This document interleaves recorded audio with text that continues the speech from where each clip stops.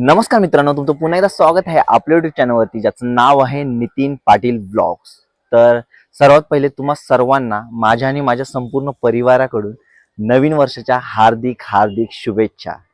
तर थंबनेल बघून तुम्हाला समजलं असेल आज आपण कुठे चाललोय. तर आज आपण चाललोय ठाण्यामधील इस्कॉन टेम्पलला. तर या ब्लॉगमध्ये तुम्हाला इस्कॉन टेम्पलची संपूर्ण इन्फॉर्मेशन मिळणार आहे, जसं की टायमिंग, लोकेशन आणि तुम्ही तिकडे कसे पोहोचू शकता. तर चला जास्त वेळ न घालवता आता आपण इथून निघूया. तर फायनली मित्रांनो आपण इस्कॉन टेम्पलला पोहोचलो आहे. तुम्ही माझ्या मागे इस्कॉन टेम्पल बघू शकता. तर हा आहे गेट नंबर 2. तर याच्या अगोदर तुम्हाला गेट नंबर 1 देखील लागेल. त्या गेटने तुम्हाला एंट्री भेटणार नाही, त्यामुळे तुम्हाला गेट नंबर 2 ला यायचं आहे. त्या गेटमधून तुम्हाला एंट्री भेटेल. तर इथे तुम्हाला बाईक पार्किंग आणि कार पार्किंगची फॅसिलिटी देखील आहे. तर बाईक पार्किंगचे तुमच्याकडून 20 रुपये पर बाईक चार्जेस घेतात आणि कार पार्किंगचे 50 रुपये पर कार चार्जेस घेतात. तर तुम्हाला बाईक पार्किंग कशी आहे ते पण दाखवून देतो आणि कार पार्किंग. हे टेम्पलच्या समोर तुम्हाला इथे अशी कार पार्किंग, बाईक पार्किंगची फॅसिलिटी आहे. तर मित्रांनो, तुम्ही इस्कॉन टेम्पलला कसे होता याबद्दल थोडीशी माहिती देऊन टाकतो. तर सर्वात पहिले तुम्हाला येतात ठाणे स्टेशनला. ठाणे स्टेशनला आल्यानंतर तुम्ही बस करू शकता. बस तुम्हाला 29 नंबरची काहीतरी बस आहे, ती तुम्हाला इस्कॉन टेम्पलच्या समोर सोडून देईल. त्याचे तुमच्याकडून 14 रुपये पर हेड असे चार्जेस घेतील. नाहीतर तुम्ही शेअर ऑटो करून पण येऊ शकता, त्याचे तुमच्याकडून पर हेड 50 रुपये असे चार्जेस येतात. नाहीतर तुम्ही एक सिंगल ऑटो केली तर तुम्हाला 95 रुपीज मध्ये तुम्ही इस्कॉन टेम्पलच्या समोर येऊ शकता. चला तर मग आता आपण आतमध्ये जाऊया.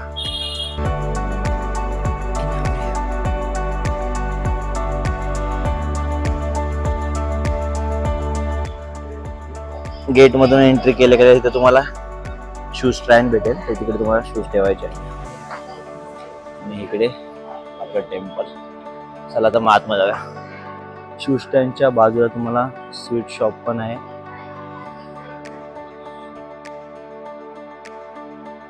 तर इकडे तुम्हाला गिफ्ट शॉप पण आहे. बुक स्टॉल आहे. इथे जर तुम्हाला कोणते पुस्तक घ्यायचे असतील तर तुम्ही बुक स्टॉलला घेऊ. तर इकडे सर्व प्रकारच्या हिंदी, इंग्लिश मध्ये भगवद्गीता भेटतात. तर इकडे महाप्रसाद काउंटर देखील आहे. तुम्हाला प्रसाद घ्यायचा असेल तर तिथे प्रसाद घेऊ.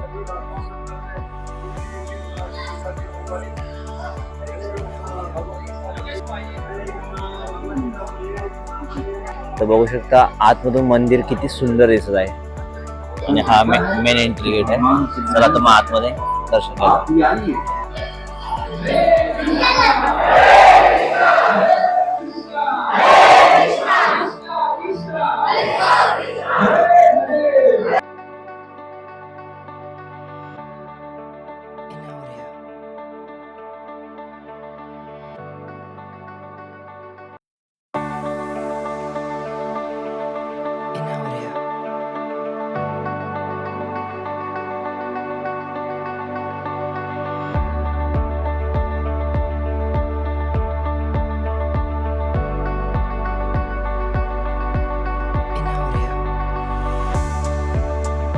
मंदिराच्या आजूबाजूचा परिसर बघू शकता.